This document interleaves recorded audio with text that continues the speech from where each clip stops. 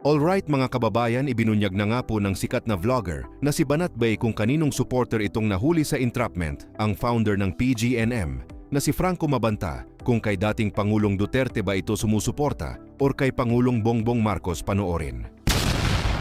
Sa ilalim pa sa pagsusuri ng forensic team ng NBI. Samantala, sumama ang News 5's operasyon ng NBI kagabi na aresto sila Mabanta sa isang exclusive village sa Pasig gabi nitong Martes, May 5. Nakipagkita sila Mabanta sa isang agent na nagpanggap na tauhan ng dating House Speaker. Nang matanggap ang marked money, dito na gumalaw ang mga operatiba ng OTCD. Mula sa Pasig, dinala dito sa NBI headquarters sa Pasay sila Mabanta para sa booking, procedures at medical. Nakatakda silang sumailalim sa inquest proceeding sa Pasig City Regional Trial Court at kakatapos nga na ng briefing, diretso na sila agad doon.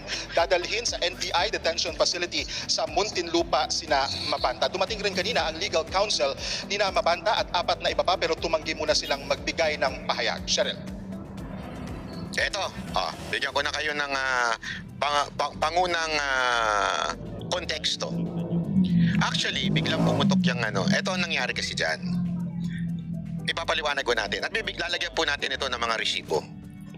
Noong talagang panahon ni Marcos during the actually nagkaroon pa nga ng konting alitan, allegedly, di umano. Etong si Franco Mabanta at yung isa pang vlogger, yung malusog, di ko na lang papangalanan kasi hindi naman siya pinangalanan dito. Yung na malusog, hindi ko na lang sasabihin. Kasi pareho silang kaibigan ni Marcos. Yung nagpe-pretend na Duterte supporter dati, yung na mataba. Hindi ko na lang sasabihin yung sabi nilang may sakit na daw. Yun ang dating magkakaibigan. At ang balita nga, ito'y balita po ito'y alleged lang ito'y haka-haka lang ng iba. Ito'y kinuwento ng iba. Naglaban daw itong si Mabanta at itong si hindi ko na sasabihin ko sino yung kilala nyo naman yan, sigurado ako, mag-isip kayo. Think. Di ba? Siya po, naglaban daw sila. Kasi etong si sinulot daw sa kanya kay Mabanta si Marcos. So kliyente ni Mabanta talaga si Marcos. Sa katunayan, may mga lumabas na balita sa politiko. Papakita natin. Para maintindihan natin kasi hindi tayo basta-basta yan, ayan. Ito po, mismong politiko ang nagbalita. Bongbong Marcos stops Franco Mabanta as social media director. Siyempre, etong hindi ito nakapwesto nung panahon ni Pangulong Duterte. Nagpipilit ito na makapwesto nung panahon ni Pangulong Duterte. At may balita pa nga, niya. Sinisingil niya, alam mo naman si Pangulong Duterte ayaw sa ganyan. And ginamit pa si Moca nun para magpalakas sa mga Duterte. Pero alam mo naman, hindi ko ganun sa kampo ni Pangulong Duterte. Kaya galit na galit ito kay Moca. Banatan pa nito si Moca nun Meron din siyang isang kaibigan na naisali din. Naaway-away sila dyan. Binanatan si Moca. Hindi nila matanggap na bakit mas matalino siya. Si Moca ang kinuha bilang assistant secretary ng Malacanang. Kasi hindi nila maintindihan na si Pangulong Duterte hindi yan tumitingin lang sa talino mo o sa iyong galing. Hindi lang yan dyan. Napaka-importante ng loyalty and yung heart mo kung talagang para sa bayan ka. Hindi porket matalino ka lang, yun na yun. Hindi ko sinasabing hindi matalino si Moca pero ang sinasabi natin dito, si Moca kasi may dunong, may puso at talaga namang loyal sa mga Duterte. Etong si wala talaga yan. Walang yan. Butterfly yan. Ngayon nga kita nyo, namamayagpag ang paldong-paldo. Kasi nga, nung time na yun, hindi siya nakapwesto kay Duterte. Ang nangyari, etong si Mabanta, eto na nga, nakasulat na mismo, social media director. Sinubukan niya ngayon, sumipsip dito sa mga Marcos, etong si to the point na nabola niya ang mga Marcos. Kaya ngayon, kay Marcos siya. Kaya ngayon, natanggal si Franco Mabanta sa mga Marcos. Ibig sabihin, para bagang pinili daw, di umano, allegedly, kwento ito, pinili daw ng mag-asawang Marcos, etong si huwag yun na lang papangalanan si Alam niyo naman ko sa utak niyo kung sino yung si Kasi wala na yan lubog na yan Nabuking na yung kanyang Caracas, paldo-paldo na yan. Ngayon, di umano, ito si Franco Mabanta ay natanggal doon. Okay, ibig sabihin na nawalan na, ayan, nakasulat naman eh. Hindi ko na kailangan magsinungaling. O ayan, no? Nakasulat na po eh. Siyang social media director. And it was the time na may plano itong maging presidente ito si Marcos eh. Noon pa lang yan, panahon pa ni Pangulong Duterte yan. So binibuild up nila yan. Kaliwat kanan sa kanila nang gagaling yan. At yung mga bataan yan, yung mga kaibigan yan, makikita nyo yan sa mga picture, di ko na sasama. Di ko na lang ano dito. Lumabas din ang picture sa social media. Kung saan nandun si Bongbong Marcos, nandun si Lisa Marcos, nandun si Franco Mabanta, at iba pang mga vlogger. At nandun din si Mocha. And we are witness to that.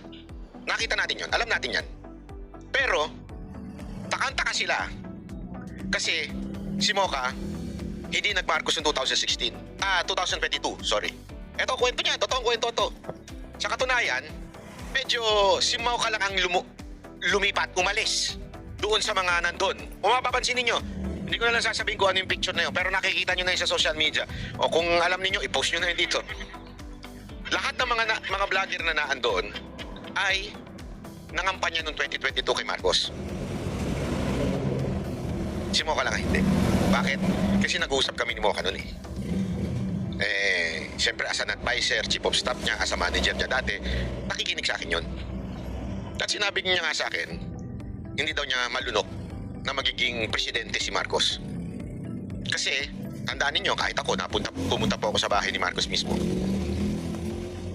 Based sa nakita namin, based sa narinig namin, sa tingin namin hindi kaya maging presidente nito. Malayong malayo sa Caracas ni Pangulong Duterte. Kasi kami naman, ano naman kami, open kami.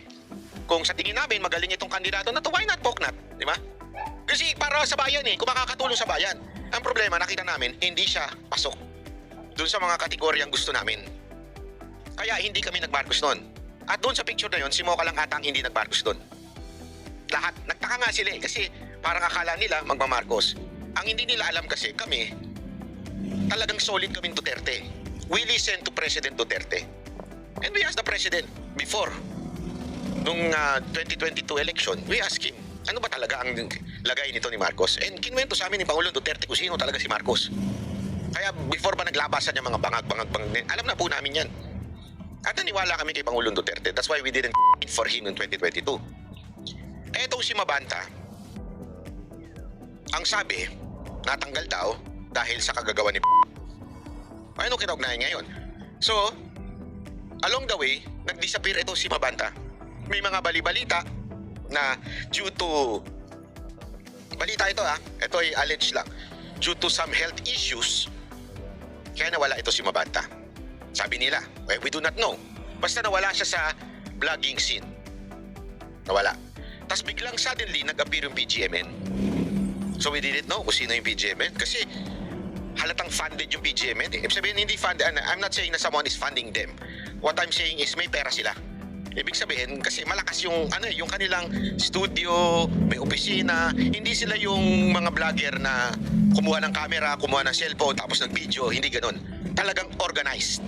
Ayan po mga kababayan. Samantala dapat yung mga media magiging fata sa pagbabalita, ang nilalabas lang kasi ng karamihan ang mga litrato kung saan kasama ng mga Duterte, itong si Franco Mabanta, pero yung mga larawan na isang damakmak kung saan kasama ni Mabanta sila, Lisa Marcos at Bongbong Marcos ay hindi po nila binabalita mga kababayan. Sobrang bias naman itong ibang media